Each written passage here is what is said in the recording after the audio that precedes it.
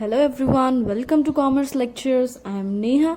आज हम करेंगे क्लास 11 बिजनेस स्टडीज। चैप्टर हमारा चल रहा है बिजनेस सर्विसेज, चैप्टर नंबर 4 है।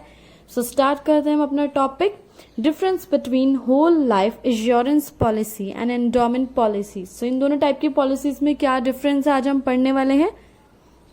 सबसे पहला डिफरेंस है जो हम देखते हैं, पीरियड ऑफ मेच्योरिटी, यानी ये पॉलिसी कब मेच्योर होती है। अगर हम होल लाइफ इंश्योरेंस पॉलिसी की बात करें तो इसका कोई मेच्योरिटी पीरियड नहीं होता है, ये मेच्योर नहीं होती है। इसका एक रीजन है, क्योंकि सम is payable only on death of a person, यानी इसमें जो एश्योर्ड सम होता है वो कब मिलता है, जिस पर्सन ने पॉलिसी खरीदी होती है जब वो मर जाता है, उसकी डेथ हो जाती है, तब जाकर जो है इसका एश्योर्ड सम आपको मिलता है। लेकिन इस केस में क्या है, अगर हम एंडोमेंट पॉलिसीज की बात करें तो मेच्योरिटी पीरियड इनका होता है और ये कब मेच्योर होती हैं। कॉम्पेंसेशन इज पेड, इनका सम कब मिलता है, कब मेच्योर होती हैं, या तो जिस इंसान ने पॉलिसी ली है वो मर जाएगा तब उसकी डेथ पर, या फिर जो भी स्पेसिफिक पीरियड है, जैसे कि 10 साल, 20 साल, 30 साल, जितने भी साल का उसका एक्सपायरी डेट है कि जितने साल बाद ये एक्सपायर हो जाएगी, मेच्योर हो जाएगी, इनमें से जोन सा भी टाइम पहले आएगा, चाहे वो बंदा पहले मर जाए, चाहे ये पीरियड पहले एक्सपायर हो जाए, जोन सा भी टाइम पहले आएगा उसी टाइम ये मेच्योर हो जाएगी, उसी टाइम कॉम्पेंसेशन का सम यानी जो आपको सम था वो मिल जाएगा। आगे बढ़ते हैं, रेट ऑफ प्रीमियम। अगर प्रीमियम की बात की जाए तो इस टाइप की पॉलिसी में, जो होल लाइफ पॉलिसी होती है, इसमें बहुत कम प्रीमियम देना पड़ता है। लेकिन इसके कंपैरिजन में एंडोमेंट पॉलिसीज में थोड़ा सा ज्यादा जो है प्रीमियम देना पड़ता है। पीरियड ऑफ प्रीमियम, अब हमें कब तक प्रीमियम देना है, कब तक पैसा भरना है।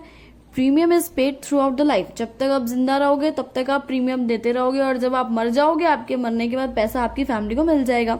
लेकिन इसमें कब तक देना है, premium is paid for fix period, इसमें एक फिक्स टाइम के लिए प्रीमियम देना, चाहे वो 20 साल की ले रखी हो आपने, 30 साल की ले रखी हो पॉलिसी, वो आपके ऊपर डिपेंड, एग्रीमेंट में क्या लिखा है।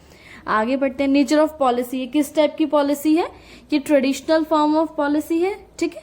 It does not encourage savings, ये सेविंग्स को इतना एनकरेज नहीं करती है भाई, क्योंकि कौन चाहता है कि मतलब लोग इतना इंटरेस्ट नहीं लेते हैं कि मैं जिंदगी भर पैसा जमा कराते रहूं और जब मैं मर जाऊं तब जाकर मेरी फैमिली को पैसा मिले, मतलब मुझे तो कोई सुख मिले ही ना। तो बहुत गिने चुने लोग जो होते हैं ऐसा सोचते हैं। लेकिन ये मॉडर्न फॉर्म ऑफ पॉलिसी है, इसमें क्या होता है, it boost up savings. Savings कैसे इंक्रीज करती है, ये लोग इसमें जो है एंडोमेंट पॉलिसीज में इसलिए इंटरेस्ट लेते हैं क्योंकि इसमें एक बेनिफिट मिलता है कि मरने के बाद चलो ठीक है आपको पैसा मिलेगा, आपकी मतलब फैमिली को पैसा मिलेगा, उनको फाइनेंशियल सपोर्ट मिल गया इस केस में। लेकिन अगर वो जिंदा रहते हैं, बाय चांस नहीं मरते हैं और मेच्योरिटी पीरियड आ जाता है, तो क्या होगा, आपके बुढ़ापे का सहारा बन जाती है ये एंडोमेंट पॉलिसीज, यानी बुढ़ापे में आपको पैसा जो मिलता है इन पॉलिसी से, उससे आपका बुढ़ापा आराम से गुजर जाता है। इसलिए ये सेविंग्स को एनकरेज करती है, सेविंग्स इससे ज्यादा होती है, लेकिन इससे इतना लोग पैसा यहाँ इन्वेस्ट नहीं करते हैं। अब बात की जाती है पेमेंट की, पेमेंट किसको मिलती है।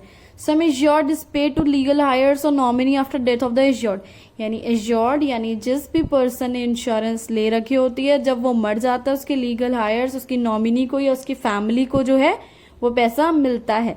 लेकिन इस केस में क्या होता है आपके एंडोमेंट पॉलिसीज में कि पैसा लीगल हायर को मिलेगा अगर जिसने पॉलिसी ली है वो मर जाएगा मेच्योरिटी पीरियड से पहले, और पर्सन को भी पैसा मिल सकता है, यानी उस पर्सन को जिसने ये पॉलिसी खरीदी हुई है उसको पैसा मिल सकता है। कब पैसा मिलेगा, if the person survives till maturity period, यानी पर्सन जिंदा है, मरा नहीं है, मेच्योरिटी पीरियड आ गया है, पॉलिसी मेच्योर हो गई है, पैसा मिल जाएगा, उसी पर्सन को मिलेगा। लेकिन अगर वो पर्सन मर जाता है पहले ही, मेच्योरिटी पीरियड आने से पहले, तो उसकी फैमिली को मिलेगा। इसके साथ आपके टॉपिक खत्म हुआ। Thanks for watching this video, please like share and subscribe.